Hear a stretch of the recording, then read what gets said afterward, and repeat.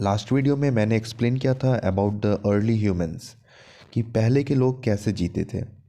और मैंने एक्सप्लेन किया था अबाउट द स्टोन एज। और आई होप आपने वो वीडियो देखा होगा।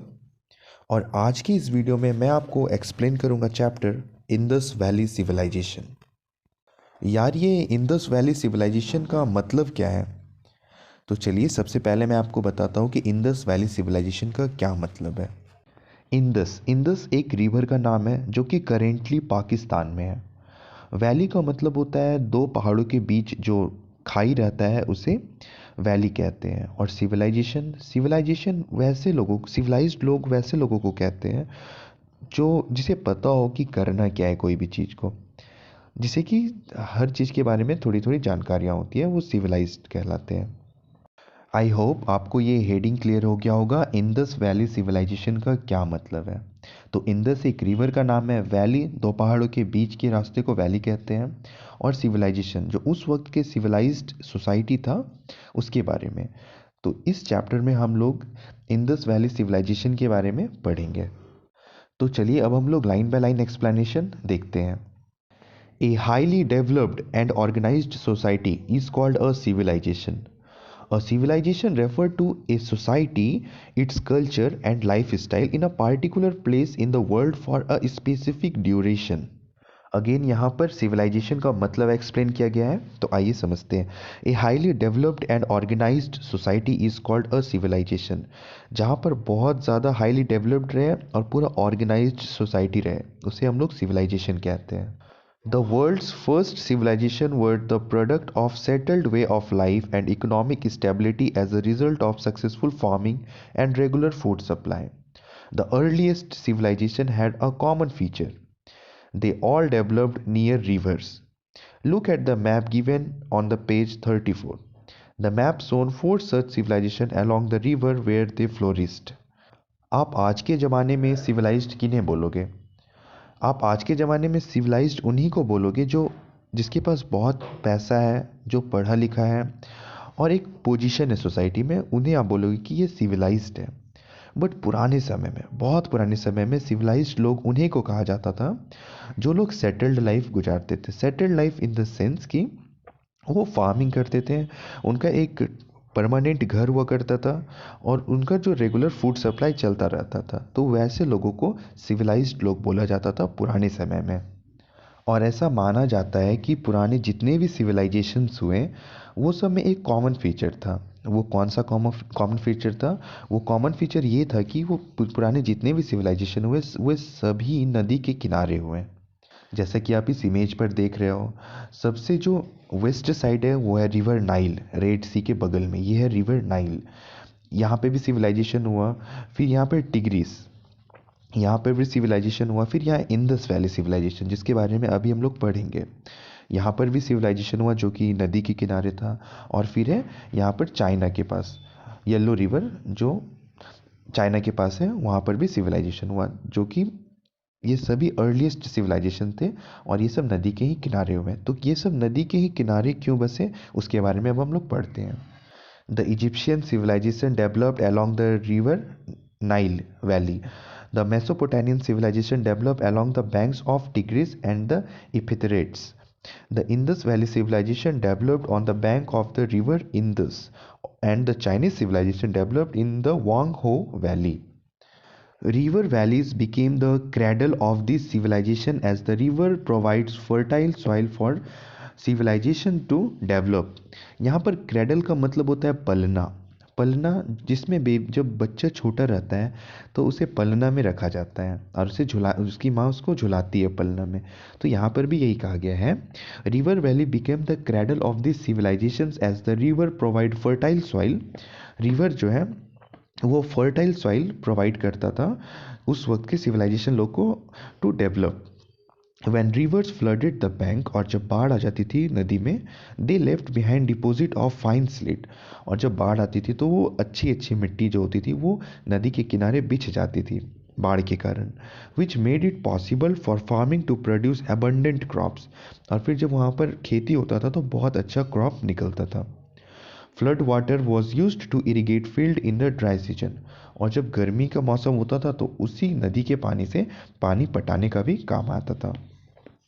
Reverse provide humans with additional source of food in the form of fish, और रिवर से बहुत बार फिशिंग कर लेते थे, और भी बहुत तरीके का जो पानी का जानवर होता था उसे पकड़कर खाते थे।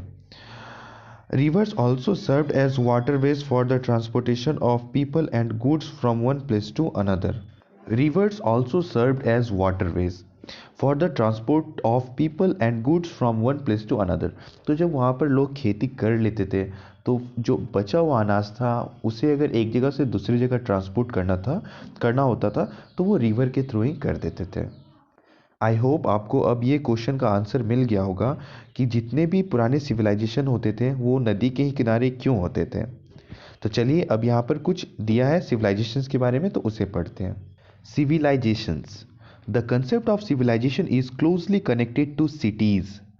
The word comes from the Latin word civitas which means city dwellers. City dwellers का मतलब होता है सिटी के बारे में सोचना और उसका खोज करना। और ये जो सिविलाइजेशन वर्ड है ये लैटिन वर्ड से है, लैटिन civitas। तो सिविलाइजेशन का चीफ फीचर्स क्या क्या है वो देखते हैं। The chief features of a civilization are as follows.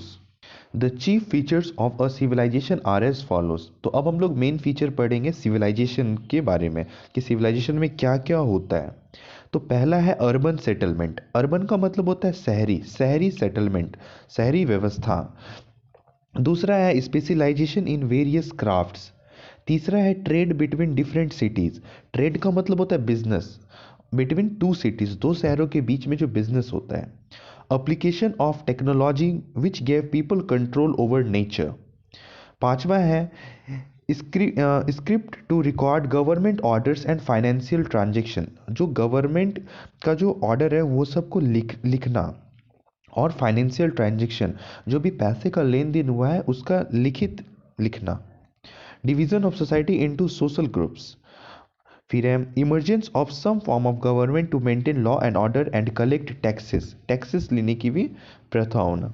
Different religious idea and practice and artistic expression, और वहाँ पर डिफरेंट रिलीजन का आइडियाज़ होता है और जो भी जिसको जो रिलीजन का जो प्रैक्टिस है वो अपना सकता है। जब ये सारी चीज़ें होती हैं तो इन्हें कहते हैं हम लोग सिविलाइजेशन, और ये फीचर्स थे सिविलाइजेशंस के। Now our next topic is discovery of the Indus valley civilization, कि कैसे इंडस वैली सिविलाइजेशन का खोज हुआ। Discovery of the Indus valley civilization. The discovery of the Indus valley civilization is an interesting story. Up to 1920 तक, मतलब आज से पूरे 101 साल पहले, nothing was known about this civilization. ये सिविलाइजेशन के बारे में किसी को कुछ भी नहीं पता था। When construction workers at the railway track near Harappa were using the bricks from the nearby ruin, it was realized that the bricks probably belonged to very old civilization. The railway authorities informed the Archaeological Survey of India. Harappa जो कि India का part था but currently Pakistan में है, वहाँ पर construction work चल रहा था और वहाँ पर रेलवे ट्रैक बिछना था। तो जब लेबर वहाँ पर खुदाई कर रहे थे तो उसे कुछ ब्रिक्स मिले जो कि काफ़ी पुराने समय का था। उसके बाद जो रेलवे अथॉरिटी था वो ब्रिक को लेके आर्कियोलॉजिकल सर्वे ऑफ इंडिया को भेजा इसका एग्जामिन करने के लिए। और मैंने आपको पहले ही बताया था आर्कियोलॉजिस्ट जो होते हैं वो पुराने चीज़ देखकर रिसर्च करके बता देते हैं कि वो कितने पुराना है। तो आर्कियोलॉजिकल सर्वे ऑफ इंडिया को भेजा एग्जामिन करने के लिए। फिर वहाँ से ही इंडस वैली सिविलाइजेशन के बारे में हमें जानने को मिला। In 1921, two archaeologists, Dayaram Sahni at Harappa and Rakhaldas Banerjee at Mohenjo-daro, carried out excavations which revealed that a very advanced civilization, far older and superior to the European, has flourished in India. In even scattered the age-old myth that the history of Indian began with the coming of the Aryans. This create great excitement not only in India but in other countries too. Further excavations at Lohtal, Ropar and Kalibagan revealed that Indus Valley civilizations flourished beyond the river Indus. It is estimated that Indus Valley civilization existed between 2500 and 1500 before Christ era. almost at the same time as the Egyptian, Sumerian and the Chinese civilizations in the world. फिर 1921 में दो archaeologist, एक का नाम था दयाराम साहनी जो कि हड़प्पा में रिसर्च किए, और दूसरा था रखल दास बनर्जी जो कि मोहनजोदारो में रिसर्च किए, और उन्होंने पाया कि यहाँ तो बहुत ही एडवांस्ड सिविलाइजेशन था किसी वक्त पर। जब तक ये साइट का खुदाई नहीं हुआ था तो इससे पहले माना जाता था कि यूरोपियन कुछ साइट्स हैं वो सबसे पुराना है, पर ये जब इसका जब खुदाई हुआ तो इससे कहा जाने लगा कि ये सबसे पुराना सिविलाइजेशन है। जिस वक्त इंडस वैली के पास खुदाई हो रहा था तो सिर्फ हड़प्पा और मोहनजोदारो ही साइट नहीं मिले थे, साथ में बहुत सारे साइट मिले थे जो कि सिर्फ इंडस वैली तक ही नहीं, वो पूरा गुजरात तक, आप मैप में देखो गुजरात तक आ गए थे। तो वो कौन कौन से साइट थे? वो थे लोथल, रोपर और काली बगान। ये सारे जो साइट्स थे ये बहुत दूर तक थे, और ऐसा बोला जाता था कि यहाँ तक ना बहुत पहले शहर हुआ करता था। फिर बाद में बहुत सारे वहाँ से जो खुदाई करने के बाद बहुत सारे स्क्रिप्ट निकले। स्क्रिप्ट मतलब पेपर में लिखा हुआ बहुत सारी चीज़ें जो होती है वो सब लिखा हुआ था। तो आगे देखते हैं। We have to rely on archaeological evidence such as pottery, seal, coins, tools, ornaments, burial sites, ruins of towns, and other artifacts for our knowledge of the Indus Valley civilization. As Harappa was the first site to be excavated, it is also called the Harappan civilization. आपको एक question का और answer मिल गया होगा कि इसे Harappa civilisation क्यों बोलते हैं, जबकि यहाँ तो बहुत सारे साइट्स निकले थे, जैसे मोहनजोदारो, रोपर, कालीबंगान, ये सब भी निकला था, तो इसे हड़प्पा सिविलाइजेशन ही क्यों बोलते थे? तो इसे हड़प्पा सिविलाइजेशन इसलिए बोलते थे क्योंकि सबसे पहले जो साइट की खुदाई हुई थी वो हड़प्पा साइट की खुदाई हुई थी, इसीलिए इसे हड़प्पा सिविलाइजेशन कहते हैं। कैसा लगा आपको यहाँ तक? आई होप सभी चीज़ समझ में आ गया होगा अच्छे से। अब हम लोग देखेंगे unique features of the Indus valley civilization. Unique features of Indus valley civilization, इसका मतलब होता है कि खूबियाँ, कुछ अजीब सी खूबियाँ इंडस वैली सिविलाइजेशंस का। तो चलिए देखते हैं। Town planning. Excavations at Harappa and Mohenjo-daro reveals that all the cities were planned in the same manner. They were divided into two parts, the citadel and the lower town. The road ran at right angle, creating a grid-like pattern of the township just like the city of Chandigarh today. Excavations at Harappa and Mohenjodaro, इसका मतलब है कि जब खुदाई हुआ था हड़प्पा और मोहनजोदारो का तो इससे पता चला कि ये जो शहर थे वो बहुत वेल प्लान्ड थे, मतलब कि पूरा सोच समझकर वो सिटी को बनाया गया था। और वो सिटी कैसे दो पार्ट में डिवाइडेड थे। पहले पार्ट को सिटाडेल कहते थे और दूसरे पार्ट को लोअर टाउन कहते थे। सिटाडेल कहते थे ऊंचे जगह को। तो चलिए देखते हैं सिटाडेल क्या कहता था, यहाँ पे बुक में क्या दिया हुआ है इसके बारे में। The citadel was build on a raised platform, मतलब ऊंची जगह पर, constructed with bricks and stone about 12 metre tall and rectangular in shape, surrounded by a huge brick wall with a watch towers. This protected the building and the people from the recurrent flooding of the river Indus. The citadel was probably the seat of the government and overlooked the lower town. The ruler of the administration lived here with the nobles. It also had public buildings such as granaries, assembly or town hall and important workshops. मैंने पहले ही बताया Citadel का मतलब होता है कि ऊंचा जगह पे जो बिल्डिंग था, तो ऊंचा जगह पे बिल्डिंग हुआ करता था एक, और उस बिल्डिंग, वो जो बिल्डिंग होता था वो बहुत मोटे मोटे ब्रिक्स से बना हुआ होता था, और ऐसा बोला जाता था कि इसमें राजा रहते थे, और इसमें एक वॉच टावर भी होता था। वॉच टावर एक टावर होता था जहाँ से देखा जाता था कि इंडस रिवर का जो पानी है वो कहीं बढ़ तो नहीं गया, कहीं बाढ़ तो नहीं आ रहा है, तो इसके लिए एक वॉच टावर भी बनाया गया था, और इसमें राजा रहते थे और राजा के साथ कुछ नोबल्स रहते थे। अब हम लोग पढ़ेंगे पब्लिक बिल्डिंग्स के बारे में। तो at Mohenjodaro which means mound of the dead in Sindhi, जो कि पाकिस्तान में है अभी, the most remarkable feature was the great bath. तो मोहनजोदारो का एक बहुत ही ग्रेट फीचर था कि वहाँ पर था great bath. It was situated with in the Citadel, और ये सिटाडेल जो ऊंचा जगह में बिल्डिंग हुआ करता था उसे सिटाडेल कहते थे, और ये सिटाडेल के अंदर था। It resembled a large swimming pool measure 55 by 33 metre, और ये ग्रेट बाथ का मतलब होता है स्विमिंग पूल, और ये स्विमिंग पूल था 55 सेंटीमीटर इसका लेंथ था और ब्रेथ था 55 मीटर्स था और ब्रेथ था 33 metres. A flight of steps led down to the pool at two ends. Broad corridors on the fourth side with a number of rooms surrounded the pool. It is the finest specimen of the engineering skill of the Indus people. और ये जो swimming pool था ये काफ़ी advance था और इसमें उतरने के लिए दोनों साइड से सीढ़ियाँ थी और ऐसा और ये नमूना था कि इंजीनियरिंग उस टाइम का कितना एडवांस था। In Harappa, archaeologists have founded a great granary located in the citadel. Granary का मतलब होता है कि एक बहुत बड़ा रूम जिसमें कि अनाज को रखा जाता है। It consisted of two similar blocks. Each block had six halls which were further divided into small rooms and compartments with opening of ventilation. उस वक्त भी रूम के ऊपर वेंटिलेशन होता था, जैसे अभी भी करेंटली आपके रूम के ऊपर एक वेंटिलेशन किया हुआ होगा ताकि हवा निकल सके। The largest granary was found in Mohenjo-daro close to the granaries at Harappa. Circular brick platforms have been found. According to archaeologists, they were used for threshing grain और मतलब वो वहाँ पर ग्रेन को थ्रेसनिंग किया जाता था। Grains were brought by boat along the river और ग्रेन जो है अनाज जो है वो नदी के थ्रू लेके आया जाता था। The grain collected as tax was safely stored to be used at the time of crisis like flood or famine.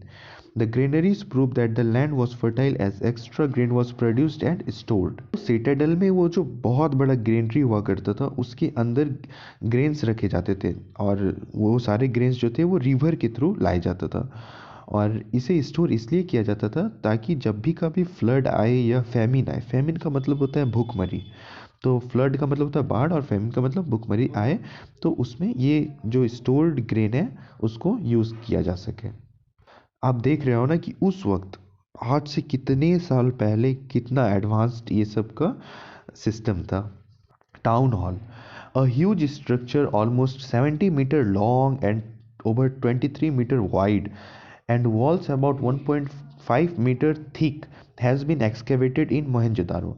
तो एक बहुत बड़ा हॉल मिला, टाउन हॉल जिसे कहते थे, कि वो कितना लंबा था, 70 मीटर लॉन्ग था और वो 23 मीटर वाइड था चौड़ाई उसकी, और उसका जो दीवार था, दीवार की जो ईंटें थी वो 1.5 मीटर थिक मोटी थी।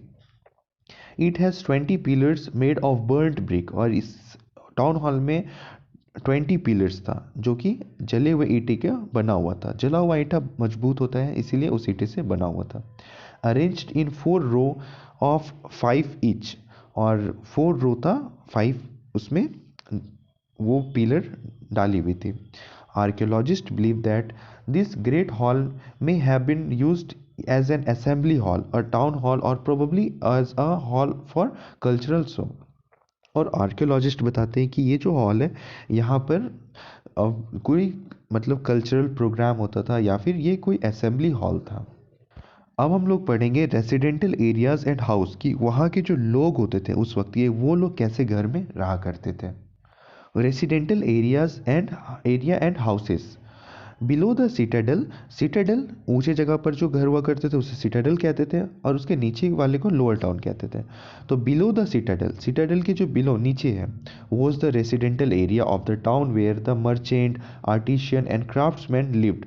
और ये नीचे वाले इलाके में जो मर्चेंट मतलब बिजनेसमैन, जो कलाकार होते थे और जो क्राफ्टमैन होते थे वो रहते थे। The whole area was divided into block by wide road which formed a grid. Sun-dried and baked brick were used for the construction of house. House were single or double storied. उस वक्त के घर जो होते थे वो जले हुए ईंटे से बने हुए होते थे और जो घर हुआ करता था वो सिंगल या डबल स्टोरेड होता था, मतलब एक या दो मंजिल का घर होता था। All houses had a courtyard along which there were rooms along with a hearth of for cooking. Cooking के लिए भी एक स्पेसिफिक जगह होता था। Many houses had a well also, बहुत सारे घर में कुआं भी हुआ करते थे। The main entrance opened on to lane and not in the main street.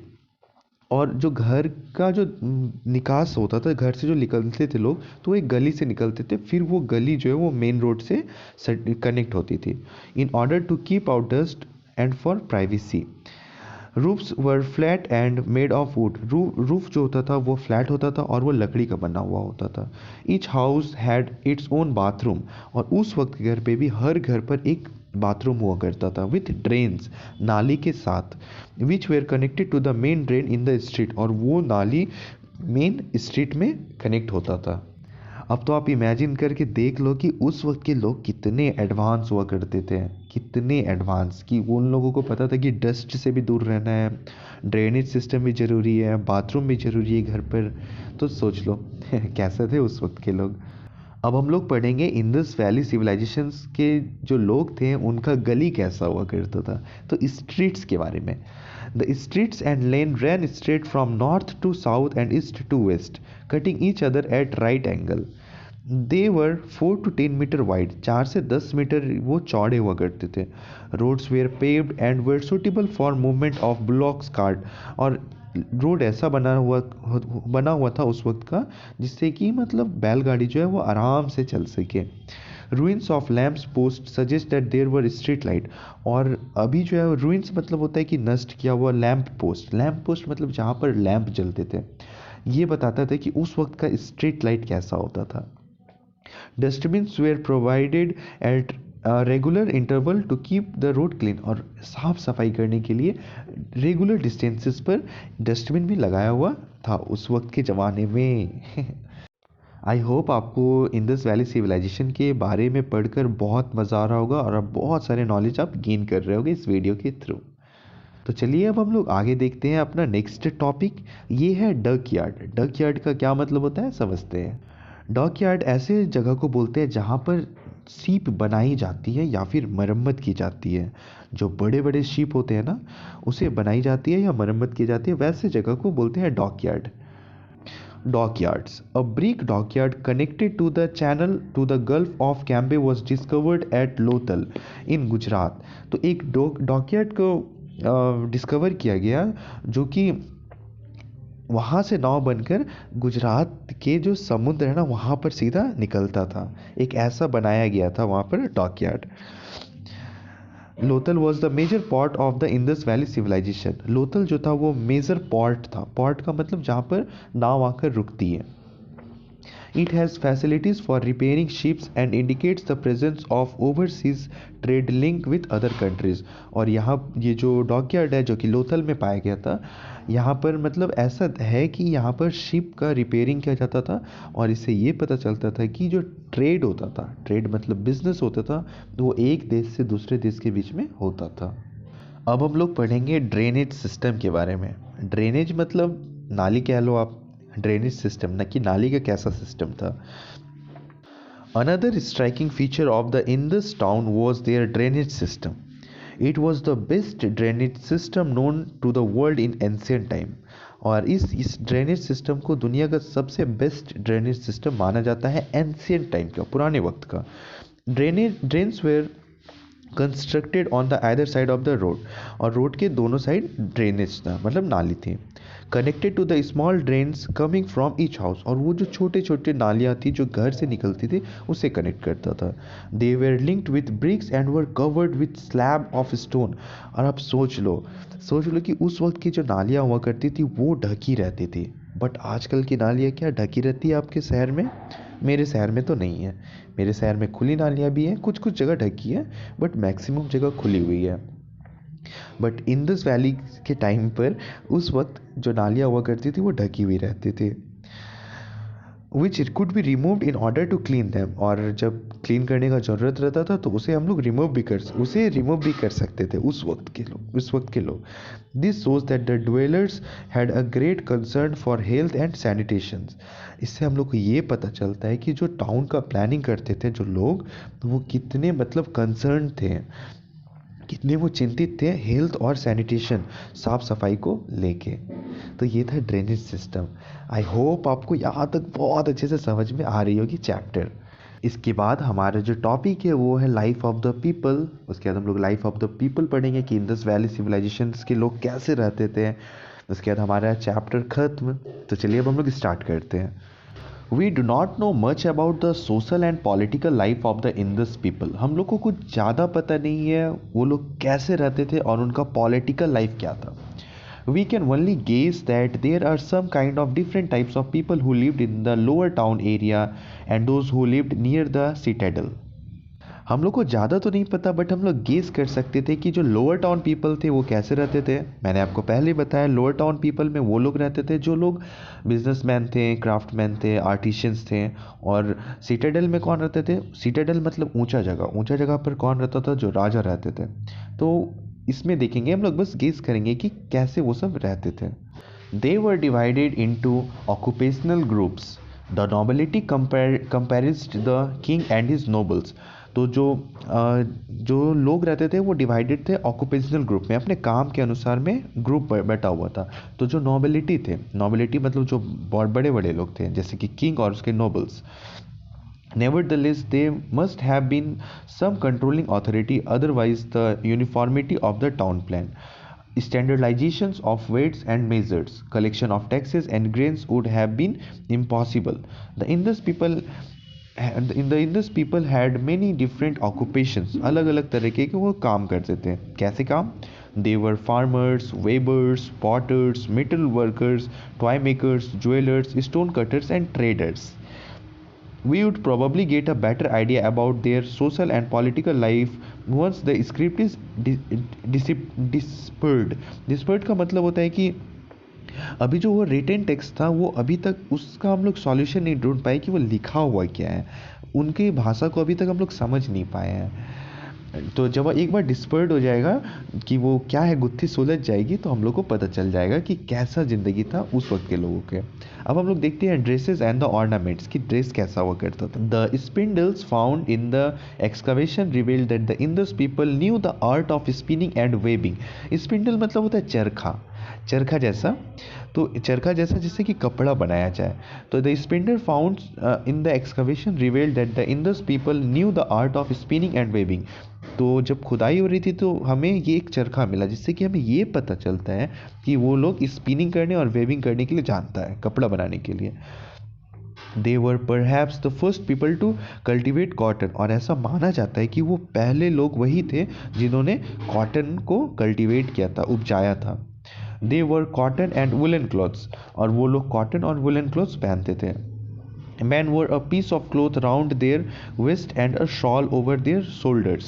और वो सब अपने कमर पर एक कपड़े बांधते थे, पीस ऑफ क्लोथ, और शॉल लिया करते थे अपने शोल्डर पे।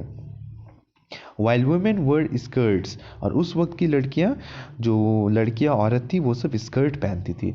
Both man and women were ornament. और दोनों मैन और वीमेन क्या ऑर्नामेंट पहनते थे, गहना पहनते थे। कैसे गहना? लाइक बैंगल्स, चूड़ियाँ, नेकलेस, गले का हार, ब्रेसलेट्स एंड ईयर रिंग्स, कान का भी पहनते थे। This were made of metal, bone, shell and beds.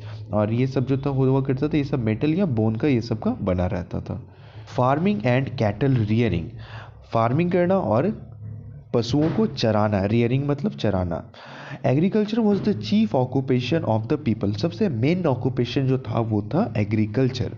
The climate and season were conductive for farming and annual flooding of the river made the land fertile. और हर साल क्या होता था कि इंदस रिवर में बाढ़ आ जाता था पानी के कारण। तो जब बाढ़ आ जाता था तो वहाँ का जो आसपास का जो मिट्टी हुआ करता था वो बहुत फर्टाइल हो जाता था, और फर्टाइल मिट्टी में बहुत अच्छा अनाज उपजता है। These facilitated the growth of crops. The chief crops were wheat, barley, cotton, maize and millets। तो ये सारे चीज़ जो थे, wheat, barley, cotton, maize और millets, ये सभी उपजाए जाते थे। They also grow fruits and vegetables। वो fruit और vegetables भी, फल और सब्जियां भी लगाते थे। Different method of irrigations were used. और बहुत डिफरेंट तरीके का इरीगेशन का इस्तेमाल किया जाता था। इरीगेशन मतलब पानी पटाना। Channels and embankments were built to control the flow of water into the field. और चैनल्स बनाए जाते थे। चैनल्स मतलब होता है कि पानी को रोक कर चैनल बनाया जाता था। और एम्बैंकमेंट मतलब होता है a wall of the earth और stone made specially to keep water away. एक दीवार जैसा बनाता था ताकि पानी ना घुस जाए फील्ड में। Plots and sickles were the commonly used agricultural tools. और हल और कचिया इस्तेमाल किया जाता था एग्रीकल्चरल टूल में। Animal husbandry was practised and auctions. Animal husbandry मतलब कि डोमेस्टिक एनिमल को पाला जाता था, और बैल का भी इस्तेमाल किया जाता था, बफेलो का इस्तेमाल किया जाता था। Goat, sheep, pigs, donkey and camels were reared, ये सब चराए जाते थे। The horse however was unknown to the Indus people. और ऐसा बोला जा रहा है कि जो हॉर्स था वो unknown to the Indus people, horse के बारे में उन लोगों को ज़्यादा कुछ जानकारी नहीं था हॉर्स के बारे में। अब हम लोग पढ़ेंगे इंडस वैली सिविलाइजेशन के जो लोग थे वो कैसे पॉटरी का इस्तेमाल करते थे, पॉटरी के बारे में पढ़ेंगे अब हम लोग। After agriculture, pottery seems to have been the most popular occupation of the people. They were skilled in the use of the potter's wheel. जो कुम्हार इस्तेमाल करते हैं वो पॉटर हड़िया या फिर कप बनाने के लिए, तो वो फेमस होने लगा, स्किल्ड होने लगे, लोग को उसके बारे में पता चलने लगा। Reddish brown clay was baked, glazed and decorated with various design in black. Some broken bites of pottery found in the excavation site have geometric design and animal motifs on them. तो जब खुदाई हुआ Indus valley में तो कुछ टुकड़े मिले ये ऐसे ही बर्तन के, और इनमें जानवर का डिज़ाइन बना हुआ था। मोटिव्स का मतलब होता है वही डिज़ाइन बना हुआ, और ज्योमेट्रिकल डिज़ाइन, ज्योमेट्रिक डिज़ाइन मतलब एकदम पूरा सेम डिज़ाइन ऐसा बना हुआ था।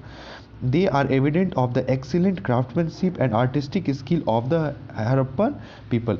और इससे हमें ये पता चलता है कि हड़प्पा के जो लोग थे वो कितने स्किल्ड थे उस वक्त के ज़माने में। Now our next topic is trade. Trade मतलब business. Trade both by land and sea. Trade जो होता था वो जमीन के थ्रू भी होता था और समुद्र के थ्रू भी होता था। Thrived in Harappan cities. A number of seals of Indus origin have been found at various sites in Mesopotamian. This indicates that the trade flourished between these two civilizations. तो कुछ सेल्स पाए गए। सेल्स का मतलब होता है कि एक तरीके का स्टैम्प। स्टैम्प आप समझ रहे हो ना, मोहर होता है, स्टैम्प ऐसे इस तरीके से मारा जाता है स्टैम्प। तो स्टैम्प पाए गए हैं इन दो साइट्स पर, एक मेसोपोटामियन, एक हड़प्पन सिटी में। इससे ये पता चलता है कि इन दोनों सिटीज़ के बीच में ट्रेड होता था, बिजनेस होता था। In order to measure articles they use a stick with marking on it.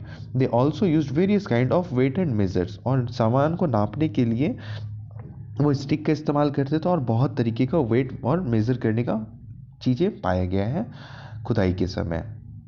अब हम लोग पढ़ेंगे सेल्स के बारे में। सेल्स यहाँ पे है वो जो स्टैम्प मैंने बताया तो उसी के बारे में। तो more than 2000 seals have been found in the various site. 2000 से भी ज़्यादा ये स्टैम्प्स पाए गए थे। The seals were made of terracotta and a steatite a soft stone. Terracotta एक तरीके का क्ले को जब गर्म करके, जब कोई मिट्टी है उसका कुछ डिज़ाइन बनाए फिर उसको गर्म कर दिया जाता है, फिर उसके ऊपर पेंट कर दिया जाता है, तो उसे टेराकोटा पेंटिंग कहते हैं। तो उसी तरीके का टेराकोटा का सेल बनाया जाता था, और a steatite a soft stone. Most of the seals are rectangular. बहुत सारे जो सेल होते थे वो रेक्टेंगुलर होते थे, but some are circular in shape, और कुछ गोल आकार के शेप होते थे। Some of them have a knob at back. Knob मतलब पकड़ने के लिए होता था पीछे, which contains a hole. It is believed that different glides और individual merchant used this seal for stamping their consignment. और ऐसा माना जाता था कि ये जो मोहर होता था ये स्टैंप सामान पर मारते थे जो भी बिजनेसमैन होता था अपने सामान के ऊपर। These they have a carved picture with some inscriptions on the other side. These sales throw light on the religious, custom and economic activity of the society. और ये सब स्टैम्प में जैसे कि कोई जानवर का होता था या फिर कुछ कस्टम, रिलीजन, इस तरीके का कुछ स्टैम्प में करके वो सब मारते थे, ये सब रहता था स्टैम्प में। अब हम लोग देखेंगे रिलीजन के बारे में कि उस वक्त भी क्या हिंदू, मुस्लिम, सिख, ईसाई हुआ करते थे, क्या क्या होता था उस वक्त। तो चलिए देखते हैं। As no temples or shrine have been found, our knowledge of the religious belief of the Harappa is based on the information derived from the seals, terracotta and bronze figure. तो उस वक्त जब खुदाई हुआ 1920 में तो कुछ भी ऐसा नहीं मिला जिससे कि ये पता चले कि उस वक्त कोई मंदिर वहाँ पे था, उस वक्त के लोग मंदिर का इस्तेमाल करते थे या किसी चीज़ का इस्तेमाल करते थे। बट जब हम लोग ये सेल देखे और टेराकोटा और ब्रॉन्ज फिगर देखे, ब्रॉन्ज मतलब एक मेटल है उसके ऊपर फिगर देखे, और टेराकोटा का पेंटिंग देखे, और सील मतलब मोहर देखे, तो उससे कुछ कुछ आइडिया लगाया जा सकता है कि उस वक्त का रिलीजियस बिलीफ क्या था। The the figure of a male god carved on the sill and surrounded by animals, a tiger, a rhinoceros, a buffalo, and an elephant, has been discovered. Historians are of the opinion that it represents Lord Shiva as Pashupati. तो एक stamp मतलब वही cell में एक photo मिला जिसमें कि बीच में एक इंसान था और साइड साइड कुछ जानवर थे और कुछ लिखा हुआ था. तो ऐसा माना जाता है कि ये शंकर भगवान का फ़ोटो था जो कि पशुपतिनाथ को दर्शाते थे. एक शंकर भगवान का रूप है, नाम ही है शंकर भगवान का एक और पशुपति, तो उसको दर्शाते थे. A clay figurine of Mother Goddess suggests that she was worshipped and as a goddess of fertility and prosperity. और एक फिगर जो है ये, इससे ये पता चलता था कि ये जो है ये मतलब लक्ष्मी माँ के जैसा है और ये धन को बढ़ाने में मदद करती है, प्रॉस्पेरिटी और fertility. Seal engraved with animals, जो मोहर गड़े हुए थे ज़मीन के अंदर जिसमें कि एनिमल्स का फिगर था like bull, elephant and rhinoceros, suggest that these animals were probably held sacred, और ये सब को पवित्र माना जाता था. The peepal tree and the serpent were also worshipped, peepal का पेड़ और सरपेंट का पेड़ भी को उस वक्त वर्शिप किया जाता था. Some statue also bear soot marks at their base indicating that incense was burned as a part of ritual, और उस वक्त भी अगरबत्ती जलाई जाती थी. This indicate that Harappans worshipped idols, और ये सब बातें जब हमें सामने आई तो हमें ये पता चला कि उस वक्त भी लोग जो है वो भगवान को मानते थे. अब पढ़ेंगे हम लोग द इंदस स्क्रिप्ट के बारे में कि उस वक्त का लिखावट कैसा होता था. People of Indus valley used a script, वो सब स्क्रिप्ट का इस्तेमाल करते थे इंदस वैली के लोग, which consisted of around 400 picture like sign called pictographs, और 400 पिक्चर लाइक साइंस वो सब इस्तेमाल करते थे, उसे पिक्चोग्राफ कहते थे. Writing was done from the right to left, और राइटिंग जो लिखा जाता था वो राइट टू लेफ्ट लिखा जाता था. जैसे उर्दू लिखा जाता है वैसे ही राइट टू लेफ्ट लिखा जाता है. Examples to this script are found in the seal, और कुछ एग्जाम्पल्स जो है वो हमें सेल में मिल जाएंगे जो मोहर है उसमें लिखा हो रहता था. Most of which bear an inscriptions, और ये सभी कुछ बातें लिखी रहती थी इन सारे मोहरों में, सेल में.